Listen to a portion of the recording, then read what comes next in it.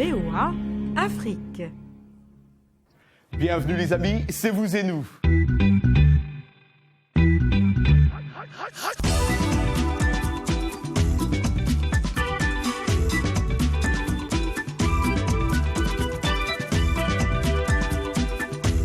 Anastasie Toudiache est toujours en vacances, mais promis, elle revient bientôt. Aujourd'hui, dans Vous et nous, on va rencontrer de jeunes cinéastes africains à Hollywood, à Californie. Nous allons apprendre que fabriquer un instrument à cordes, tel qu'une guitare, de ses propres mains, demande plusieurs choses. De la motivation, du temps, de la patience. Vous aimez la bière? Écoutez, levez vos verres à la santé du Festival américain de la bière. C'est dans cette émission. Nos rendez-vous hebdomadaires ne manqueront pas non plus. On dit quoi? Michel Joseph sera avec nous en plateau pour Anglais Express et nous lirons votre question Facebook. Alors, les Américains sont depuis toujours fous de bière, mais ce n'est qu'au milieu des années 80 que les bistrots brasseries sont devenus populaires et que les amateurs de bière ont commencé à apprécier les bouteilles de mélanges mousseux artisanaux aux arômes francs et aux noms imaginatifs. L'un des meilleurs moyens d'y goûter est de participer à l'un de ces nombreux festivals annuels de la bière organisés à travers le pays, surtout en été. Arzuma Compaoré en a trouvé un du côté de la Virginie. Suivons. Du soleil, de la musique, de la nourriture et de la bière gratuite. Nous sommes à Leesburg, en Virginie, au festival Americana Beer Festival. Ici, pas de grandes marques industrielles. On préfère des bières artisanales faites à base de malt et de houblon produits sur place. Je suis là aujourd'hui pour goûter de la bière gratuite et écouter de la bonne musique. Une belle journée, de la bière fraîche, dégustation illimitée gratuite.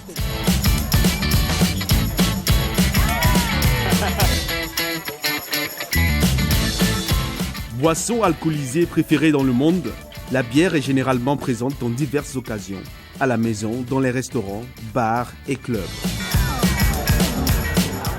C'est la meilleure des boissons, c'est le nectar des dieux. Elle a traversé les siècles et les civilisations. Vraiment, il n'y a pas meilleur breuvage.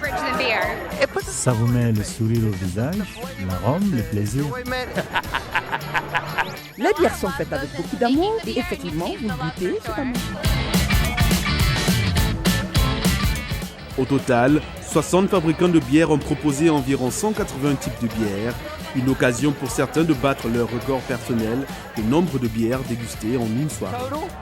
Je suis probablement à ma 20e ou 25e. Voyons voir, j'ai essayé un peu de tout. J'y retourne pour terminer le reste. About 20 beers. Mon mari est mon coursier et il m'apporte une bière toutes les 5 minutes. It's got flavor. Il y a de l'arôme, du pétillant, des épices et beaucoup de choix. And lots of choices. None. Aucune. Zero yet. C'est ce que je raconte aux gens. L'industrie de la bière artisanale connaît une croissance sans précédent aux États-Unis. Les experts prévoient que les brasseries artisanales vont continuer à prendre de l'importance parce qu'elles revitalisent et réinventent la bière en permanence. Notre bière est unique et différente. Nous expérimentons différents types de houblons, de levures, de malt. Il s'agit d'en apprendre davantage sur la bière en général.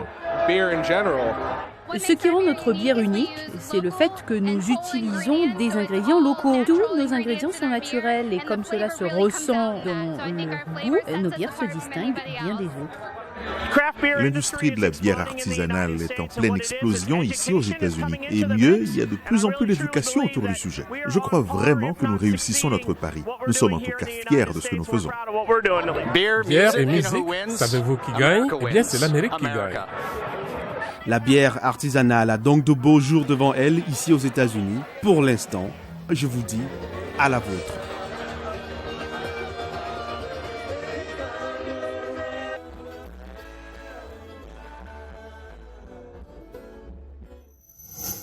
Ah, là, je vois les amoureux de la bière baver. Journée internationale de la charité, les Nations Unies saluent l'action caritative menée par les organisations et les particuliers, et notamment le travail accompli par Mère Teresa. L'Assemblée générale a proclamé le 5 septembre Journée internationale de la charité, jour de l'anniversaire de la mort de Mère Teresa. Pour beaucoup, elle est connue comme Mère Teresa de Calcutta, Kolkata comme on dit, mais son vrai nom c'est Agency Gongse Bongsiao.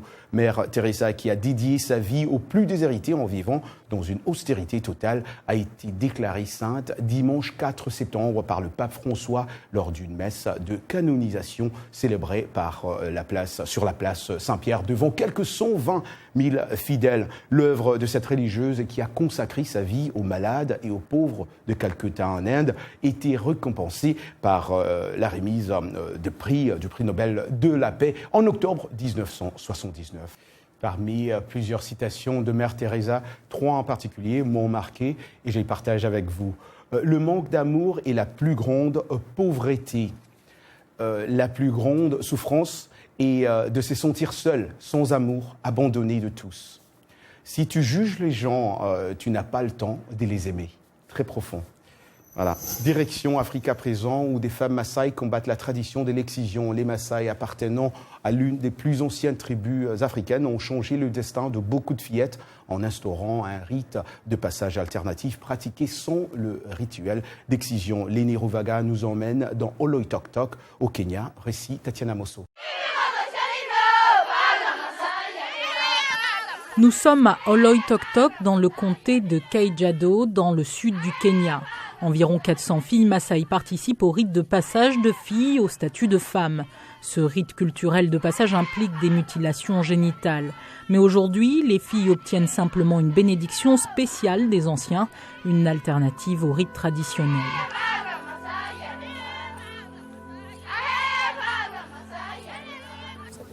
Je suis heureuse parce que j'ai reçu la bénédiction et non pas les mutilations qui causent beaucoup de maladies. Une fille peut en mourir. Et je suis également heureuse car quand nous avons expliqué à nos parents les conséquences des mutilations, ils ont arrêté de les pratiquer.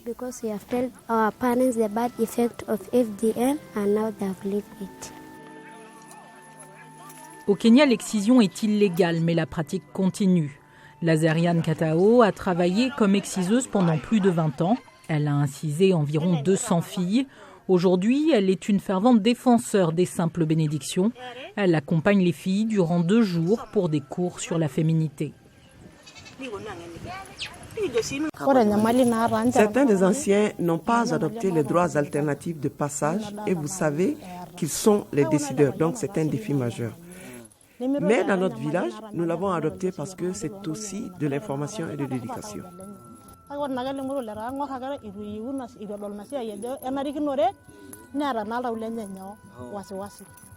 Les rites de bénédiction ont commencé au Kenya il y a 7 ans, mais on estime que 100 000 filles subissent encore l'excision dans le pays chaque année. Belle Nalante, une des jeunes leaders africains du programme du président américain Barack Obama, est une ambassadrice internationale de cette cause. Son ONG, Amref Flying Doctors, est basée à Nairobi. Elle a échappé à l'excision à l'âge de 8 ans. Nous devons investir dans l'éducation parce que toutes ces pratiques traditionnelles préjudiciables, les mutilations génitales féminines, les mariages précoces, les grossesses chez les adolescentes, si nous ne sensibilisons pas nos filles, si nous n'investissons pas dans l'éducation, elles ne finiront jamais.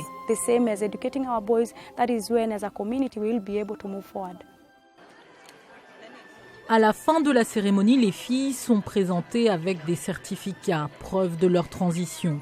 Pour les filles telles que Sabina, ce rite n'est qu'une étape. Elle s'assure que les autres filles puissent avoir autant de chances pour réussir dans la vie.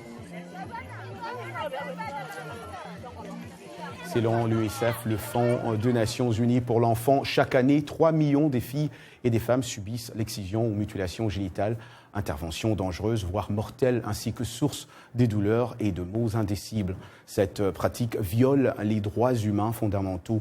Pour en parler, j'ai l'honneur de recevoir sur ce plateau Madame Maria Clara Ondoré. Elle est kenyane et amie à la fondation Sofepadi, ou Solidarité féminine pour la paix et le développement intégral. Bonjour Madame Ondoré. How you doing? Je vais très bien, merci. Merci pour l'invitation. Well, thank you so much for coming. It's great to have you. Je disais juste à la fin de ce reportage qu'on vient de voir que vous êtes amie à la fondation Sofepadi. Alors, quels sont les objectifs de cette fondation? Sofepadi est une organisation basée en République démocratique du Congo. Elle a été fondée en 2000 par une femme remarquable, Madame Julienne Lesenga. Et sa mission est de promouvoir les droits des femmes et des jeunes filles, promouvoir la parité. Elle s'intéresse principalement à la réhabilitation, la réintégration et la formation, l'éducation des survivantes de la violence sexuelle comme résultat de la guerre au Congo. Madame Lusenga travaille d'arrache-pied pour s'assurer que les survivantes reçoivent de l'aide médicale, psychologique, pour soigner leur corps et leur âme.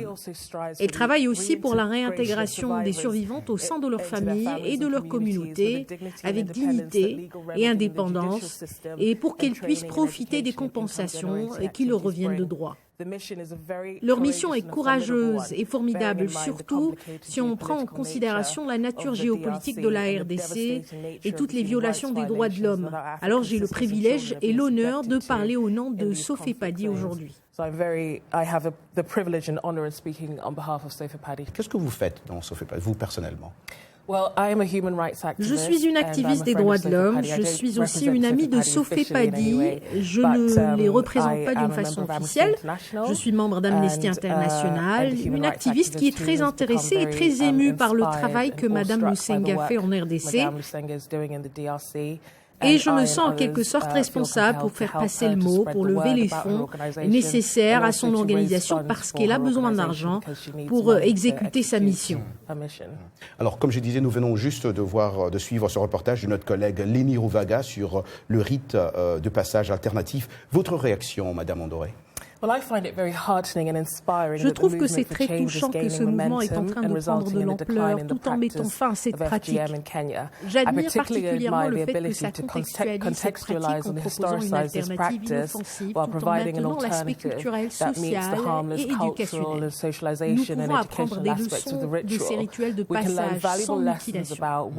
C'est dépassé, barbare, misogyne, et ça n'a aucune place dans l'Afrique d'aujourd'hui. It's barbaric, it's misogynistic, and it has no place in modern Africa. Merci beaucoup, Madame Andoré. Restez avec nous parce que nous allons aussi parler Facebook. Notre question Facebook, c'est une très bonne question. La question Facebook de cette semaine, si vous pouviez consacrer votre vie à la charité, que feriez-vous? Selon vous, quelle est la meilleure façon d'aider les gens? Alors, Lodric Ntambwe Mutala Lubumbashi, la meilleure façon d'aider les gens, c'est d'essayer de partager avec eux les moments durs et difficiles qu'ils traversent en leur venant en aide, moralement, matériellement et financièrement. Aminata Diallo qui nous écrit de Bamako, la meilleure façon d'aider une personne en difficulté, et ce n'est pas forcément de lui donner des dons à tout moment, mais de lui trouver un moyen à subvenir à ses besoins. Joseph Bourwani au Vietnam, la meilleure façon d'aider les gens, c'est de les apprendre à travailler. Chaque personne sur cette terre a des talents qui peuvent lui permettre d'être utile dans la société. Voilà, les amis, ne quittez pas, ne vous déplacez surtout pas. Dans quelques secondes, Vous et nous reprend dans Part 2.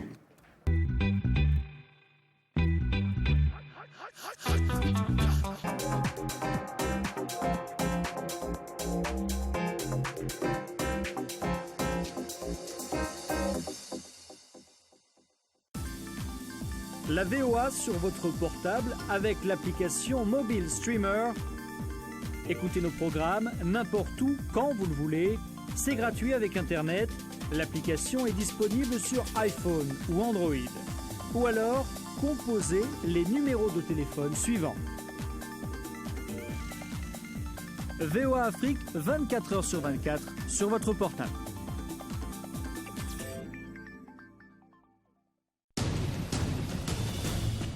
En plus de nos programmes sur FM et ondes courtes, La Voix de l'Amérique est en votre compagnie 24 heures sur 24 sur Internet. Djamena, d'une trentaine de représentants d'un syndicat d'étudiants. Notez notre nouvelle adresse voaafrique.com.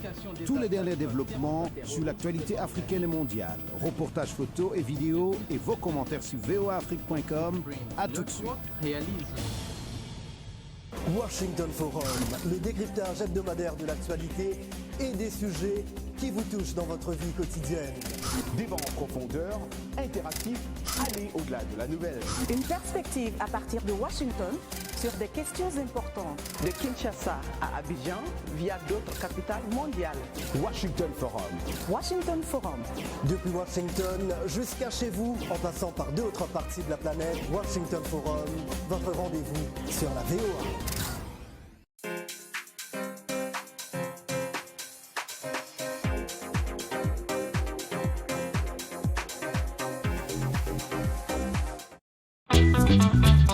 Nous voici de retour dans Vous et nous, Part 2. Et comme d'habitude, nous commençons cette deuxième partie avec Michel Joseph dans Anglais Express. Hi Michel. Hi. How you doing? Fine. Great, good to see you.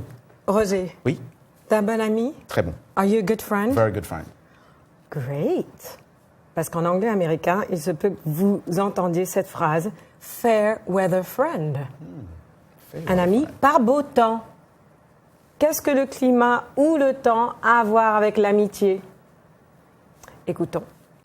Bill sure was friendly when he needed our help moving to his new house.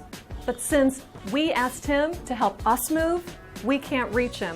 I have always thought he was a fair weather friend. He is only a friend when he needs something.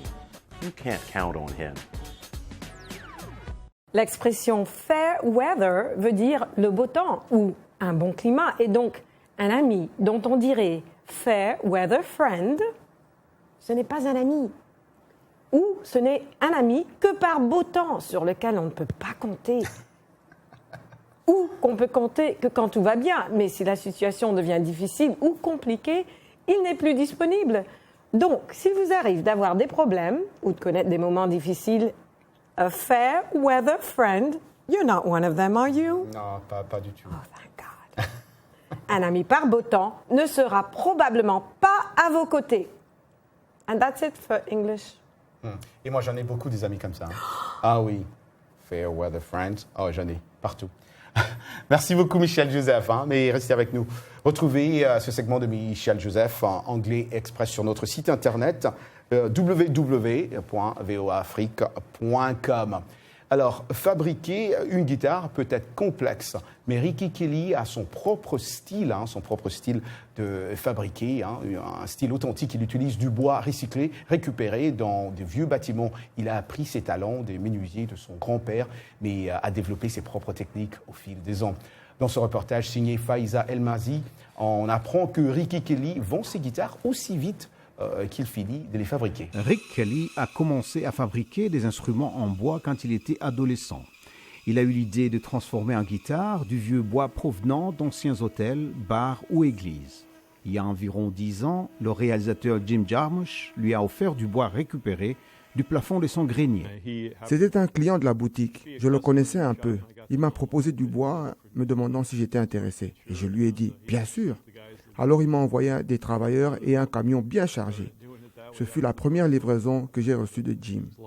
Ce bois était vieux de plus de 100 ans. C'était du bois blanc du 19e siècle du nord de l'État de New York, utilisé dans plusieurs maisons et bâtiments de la ville de New York. Le maître luthier de 64 ans fouille toute la ville pour ses achats de matières premières. C'est dans une benne d'ordures qu'il a trouvé du bois pour sa dernière guitare, des planches et des poutres d'une église orthodoxe serbe qui avait brûlé. Dans ce magasin, Rick Kelly assure le suivi attentif de sa collection, en notant sur chaque morceau de bois le nom du bâtiment dont il provient. Souvent, ses clients demandent un certain type de bois. Bob Dylan, par exemple, voulait que sa guitare soit fabriquée à partir de bois du Chumley, un bar historique de New York, actuellement en rénovation. Que ce soit des musiciens célèbres ou des amateurs, les clients de Kelly sont prêts à payer plus de $2000 pour une guitare parce qu'ils apprécient l'authenticité de ses instruments.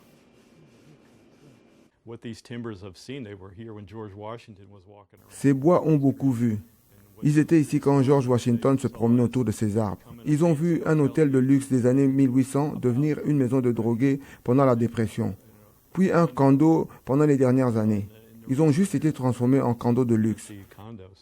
Tous ces bâtiments sont passés par beaucoup de changements. C'est assez étonnant, j'en suis sûr. Quand j'en ai entendu parler, cela a attiré mon attention et quand j'ai vu Rick en parler avec tant de passion, cela a poussé à un autre niveau. Les guitares de Rick Kelly sont des instruments exceptionnels et magnifiquement sculptés. Il offre à ses clients quelque chose d'inestimable, un morceau de l'histoire de la ville de New York. Très cool, hein, tout ça. On voit bien qu'effectuer la maintenance, la réparation, la révision, le réglage et l'accord d'instruments de musique ou d'accessoires peut aussi devenir un emploi pour vous. Why not? On reste dans la musique. Question, on dit quoi? Le micro de vous et nous a sillonné les rues pour poser cette question. Comment réagiriez-vous si votre enfant vous dit qu'il ou qu'elle veut être musicien ou musicienne, acteur ou actrice professionnelle?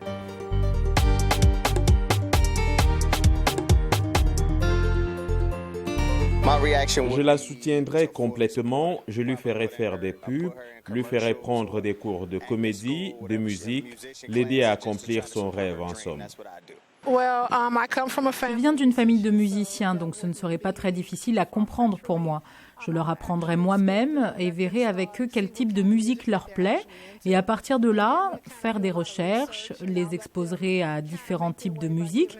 Comme ça, ils pourront décider. Parce que je me dis que quand on encadre soi-même ses enfants, regardez comment les parents de Beyoncé ont fait, les gens s'inquiètent de la drogue, de la super-exposition. Je n'arrive pas à me souvenir du nom de cette jeune fille, Miley Cyrus, oui, mais un peu dans le même genre, mais au moins elle est majeure. Je les laisserai choisir, mais je leur conseillerais de ne pas laisser l'industrie de la musique les changer. Restez vous-même, que vous choisissiez de devenir musicien ou acteur. Eh bien, je lui dirais fonce. Et quel conseil lui donnerez-vous? Ne dis jamais d'où tu viens, sois respectueux et fonce. Fais ce qui te rend heureux. Moi je dirais à mes enfants, allez-y, faites ce que vous voulez.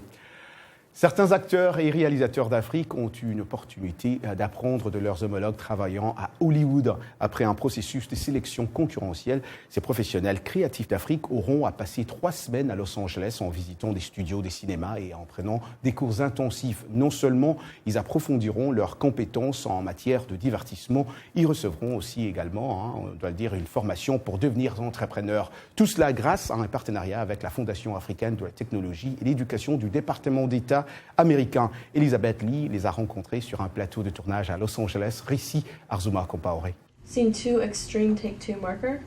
Action. Tourner un film en plein cœur d'Hollywood, c'est un rêve devenu réalité pour certains artistes africains. Je pourrais crier. C'est incroyable, surréel et passionnant pour moi parce que je n'ai jamais pensé que je serais ici. Ces étudiants, tous professionnels de l'industrie du film et venant de différents pays africains, font partie d'un programme appelé Hollywood en Focus.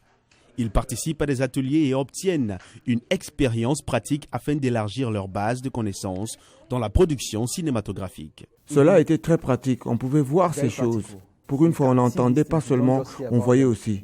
Et on a appris comment ça marche. Les ateliers forment également ces étudiants en entrepreneuriat. Ce n'est plus un modèle où vous êtes en attente d'un coup de fil pour être embauché sur un projet. Ça change. Nous passons d'une économie de pigistes à un espace entrepreneurial et un espace où les entreprises peuvent naître, les innovations peuvent se produire et le contenu peut être distribué de façon indépendante. Ce changement se produit grâce à Internet et aux technologies en constante évolution. Ce dont on se rend compte, c'est qu'il y a beaucoup de créateurs de contenu décidés et motivés. Il y a beaucoup de contenu généré par les utilisateurs. Avec la croissance des technologies mobiles en Afrique, beaucoup de ces contenus sont désormais à portée de main, de sorte que la démocratisation de ce processus, par le biais des médias numériques, a habilité une toute nouvelle génération de créateurs de contenu. Qui sont aussi des entrepreneurs. Et ces étudiants apprennent à se considérer non seulement comme des acteurs ou réalisateurs, mais aussi comme une marque. I see myself as an entrepreneur. Je me vois comme entrepreneur. Le seul problème était que je ne savais pas exactement comment vendre ma marque. Parce qu'avec le temps, vous savez, vous vous sous-estimez en raison du manque d'opportunités ou à cause du manque d'emplois. L'industrie du film est encore en développement dans mon pays, donc je me vois en tant qu'entrepreneur. Because of the opportunities or because of the lack of the jobs. Pour ces étudiants, ce qu'ils ont appris ici va non seulement enrichir leur carrière, mais aussi introduire l'industrie cinématographique africaine dans la scène mondiale.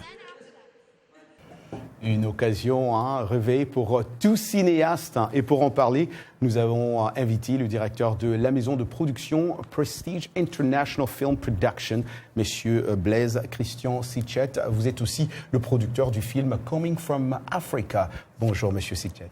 Bonjour, monsieur. Comment ça va? Ça va très bien. Très bien, un grand plaisir de vous avoir ici d'ailleurs, parce que je sais que il y a des embouteillages partout, mais vous êtes quand même là, c'est très important pour nous. Ah, merci, c'est un grand prestige pour moi d'être ici. Merci. Alors dans ce reportage, on sent la passion et la joie que ces acteurs et réalisateurs propagent.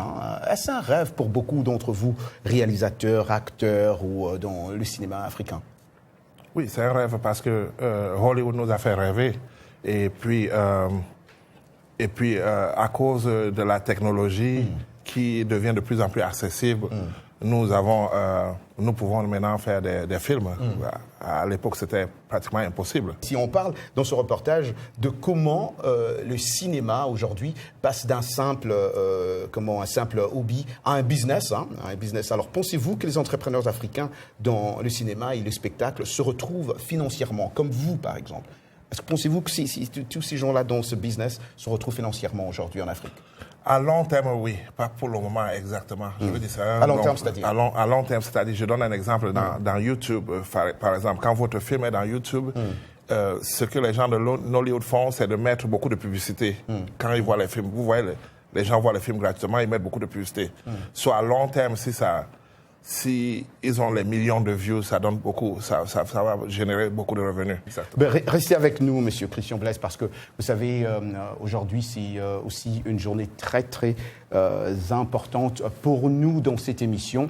C'était l'anniversaire de notre EP, Executive Producer, de Salwa Jafari, qu'on va inviter d'ailleurs de venir. Salwa, si elle est là derrière, de venir. Salwa, viens, Salwa, écoute. Salwa, joyeux anniversaire, happy birthday. Beaucoup. On n'a pas eu l'occasion de se voir parce qu'elle était en vacances. C'est notre EP Executive Producer. Et Salwa, on a une petite carte, une petite carte. Voilà. Ah là là, j'espère que... Voilà, elle chante d'ailleurs. Attendez, voilà. C'est ça, Happy Birthday. Oh, regarde ça. Thank you so much. Merci beaucoup. Salwa. That makes it a very special day. C'est de la part de tout ton staff, de vous et nous. Oh, merci beaucoup. Allez. Thank you. Allez. Merci. Happy Birthday.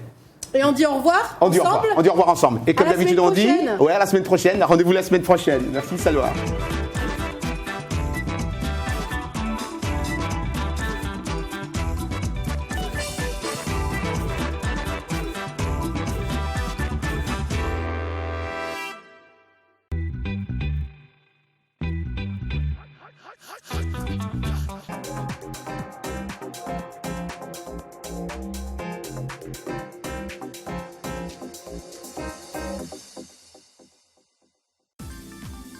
La VOA sur votre portable avec l'application Mobile Streamer. Écoutez nos programmes n'importe où, quand vous le voulez. C'est gratuit avec Internet. L'application est disponible sur iPhone ou Android. Ou alors, composez les numéros de téléphone suivants. VOA Afrique, 24 heures sur 24 sur votre portable.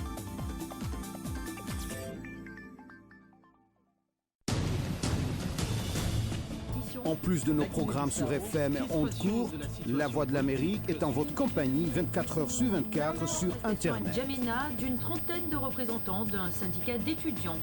Notez notre nouvelle adresse voaafrique.com. Tous les derniers développements sur l'actualité africaine et mondiale. Reportages photos et vidéos et vos commentaires sur voaafrique.com. À tout de suite. Washington Forum, le décryptage hebdomadaire de l'actualité et des sujets qui vous touchent dans votre vie quotidienne. Débat en profondeur, interactif, aller au-delà de la nouvelle. Une perspective à partir de Washington sur des questions importantes. De Kinshasa à Abidjan via d'autres capitales mondiales. Washington Forum. Washington Forum. Depuis Washington jusqu'à chez vous, en passant par d'autres parties de la planète, Washington Forum, votre rendez-vous sur la VOA.